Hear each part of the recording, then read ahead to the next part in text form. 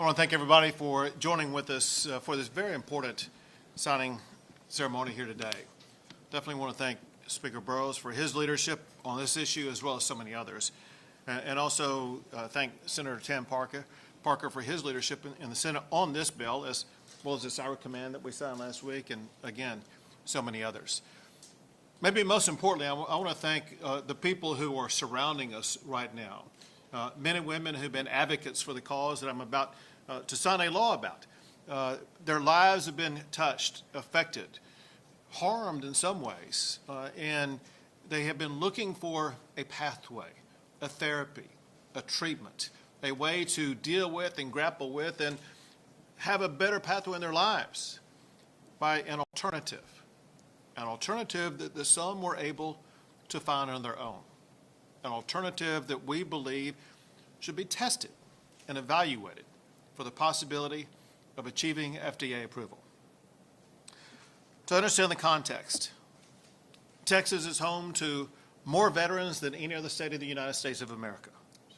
Many of those veterans suffer from so many different types of injuries, both seen and unseen. Many struggle with things like depression, PTSD, and opioid use disorder. The same is true for some of our first responders as well as others who are dealing with addiction-based issues. A therapy that has shown great promise in treating those conditions is ibogaine. To better understand the potential for ibogaine and to better address the public health challenges caused by things like opioid use disorder, an FDA clinical drug trial is needed for ibogaine. I'm about to sign a law that will lead to an FDA-approved drug development clinical trial that will seek approval of ibogaine as a medication for the treatment of opioid use disorder and other behavioral health conditions, especially those suffered by our veterans. Texas will invest $50 million to support this research, and these funds can be matched by grants and private investments. I'm proud to sign it into law.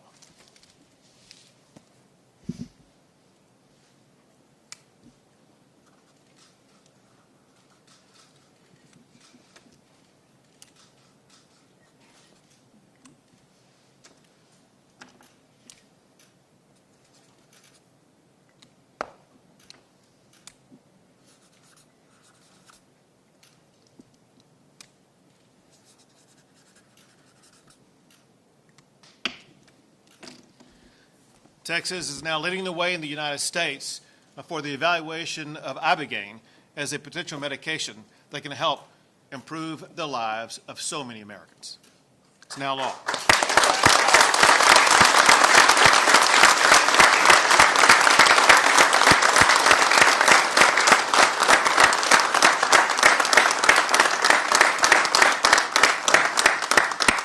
And now Speaker Burrows. Before the session began, I had heard of ibogaine, and probably like many of the House members and senators, knew a little bit about it.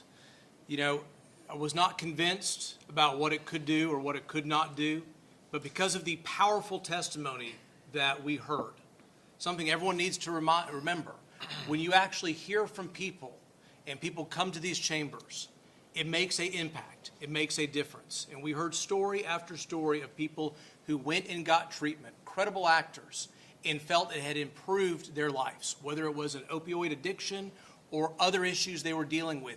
It made an impact. And slowly, as session went on, the members of the Texas House, members of the Senate began to agree that this was worth the next step. It was worth investing in and making sure and seeing if we could do something to bring this to more people. I want to thank Governor Abbott for his leadership on this, Senator Parker, the Lieutenant Governor, Cody Harris in the House, many of the people, and especially those behind us, who were some of the most powerful actors that brought this into existence today. So I'm excited about today. I'm more excited about these trials and what's going to come from them, and hopefully, the relief that provides to so many affected members and people who need this therapy. Thank you. Now, Senator Tam Parker. Well, what an honor to be here today. Thank you, Governor, for your leadership in signing this into law. I want to thank Speaker Burrows and the Lieutenant Governor for his great support, the Lieutenant Governor's staff, Savannah Mann on my team, the incredible folks behind us here, Brian Hubbard and so many other veterans that provided amazing testimony throughout this entire process. This is about restoration. This is about the opportunity to restore the lives of so many veterans that have put their lives on the line for all of us, that literally have put their lives on the line for all those years, and they've suffered as a result tremendously. And so the promise that ibogaine provides, we think, is very significant. It is not just a chemical improvement that on a short-term basis. It is structural. It is an increase in neuroplasticity and all the data that we have seen up to this point. So we're incredibly excited to take this step. There's nothing more important than protecting our veterans and our public at large. This will have benefits for everyone if the clinical trial is successful, as we believe it will be. We pray for that.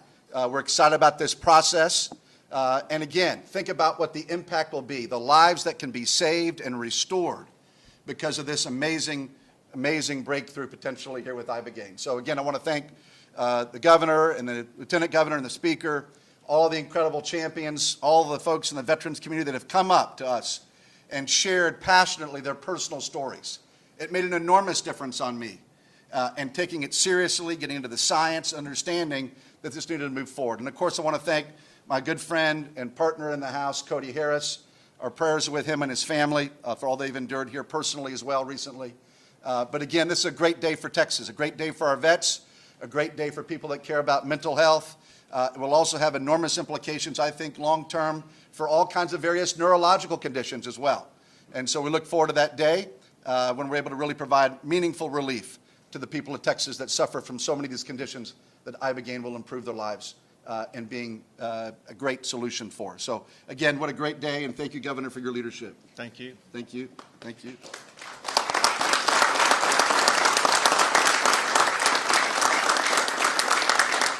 We'll take a few questions. Governor, National Guard deployments. It's going to take for these clinical trials to unwind. Does this legislation accelerate that timetable? So what do the folks behind it? Well, I'll answer first and then have the senator answer. But yeah, 100%, this legislation accelerates it. It gets it going. Without that, it would have been slowed maybe even for years. And so this is the kickoff point to make sure we will get this going. As far as the specific time, I will defer to Senator Tam Parker. Thank you, Governor. Great question. So yes, absolutely. First of all, just Texas putting its stamp on it will make an enormous difference and speed up the process. But specifically what the bill calls for, as of today, now that it's signed, within 60 days, you will see Texas and the governmental entity, Health and Human Services, working to be kind of our quarterback, if you will, for the effort, to be able to start receiving proposals from consortiums that can come forward. A consortium being a Texas medical school, a hospital, and a drug developer that will bring private money to the table. The money that Texas is investing will only be put in based on a match, based on private funds being contributed by people that have great expertise. So we're looking forward to that consortium, those consortiums coming forward, and again, we'll be receiving those proposals 60 days from now based on the legislation. So it's going to absolutely speed up this process, and we hope it'll be a very quick, as quick as possible. Clinical trials are never quick in and of themselves, but we'll move it as expeditiously as possible, and excited about what the implications will be for the people of Texas and for the country. Governor, National Guard deployments, can you tell us how many soldiers are being deployed and if these are preemptive deployments or if they're just purely on the sidelines until they're called in? First of all, we want to make sure that what has happened in California does not happen in Texas. Texas is a law and order state, and we will use every tool that we can to ensure order across our state. That includes the deployment of Texas Department of Public Safety officers, as well as Texas National Guard, in strategic locations where they can provide the most robust response where needed. As it concerns the exact tactics and things like that, we don't disclose those publicly. You will see them arise in response to what we see on the ground. But not the numbers? You don't have the number of people being deployed? I do, but I'm not going to tell you. Nothing personal. It's just that there are others outside of this room who would like to know that I'm not going to tell them. Governor, Two more questions. can you define what is like crossing line for those who they don't know, like what is the crossing line in protest? That leads to FAFO. Violating the law. You break the law, you've crossed the line, you will be arrested. I was a little bit clearer about this last night in my post last night, and that is, there is freedom of speech. However, if in your protest you damage somebody's property or you harm an individual, that's violating the law, and you will be arrested for it. Last question. Governor, just bring us back to the topic today, because this is a really important moment. Sure. Tell us this, there are many people that may think about this drug as in the category of recreational psychedelics. They think this is yet another way that young people can have fun. What gave you guys conviction that this is not about recreation, but it is about transformation? Well, I'll answer first, then Tam will provide more. But we view this as a medical treatment to be administered by doctors who are trained in it. And before it arrives at the medical treatment level, we need to assess it to make sure it can be FDA approved and that's going to be effective. And so it is different than a recreational drug that someone may use. This is going to be a medical treatment that will improve the lives of countless Texans and Americans. Go ahead. Thank you, Cody. Well, completely different from anything recreational. This will be completely regulated and structured. Again, we're going to go through a clinical trial. If it's successful, then obviously we'll have the opportunity to provide access to more veterans and the public at large in Texas and elsewhere around the country, but with very significant guardrails.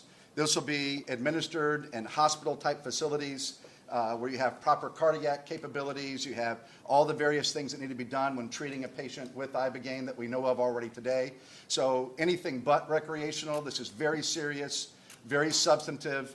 It will be transformative, we believe, obviously for the lives of all those that suffer. But this is real medicine, and we will not take this lightly. This is not be something that will be abused in any way. We put all those safeguards. The Senate, my colleagues, were very concerned about those issues. And we put all those kind of parameters in place. So it will only be administered once successful with a clinical trial in a hospital-type setting. Thank you. Thank you. Thank you. Thank you all. Thank you very much. Have a good day.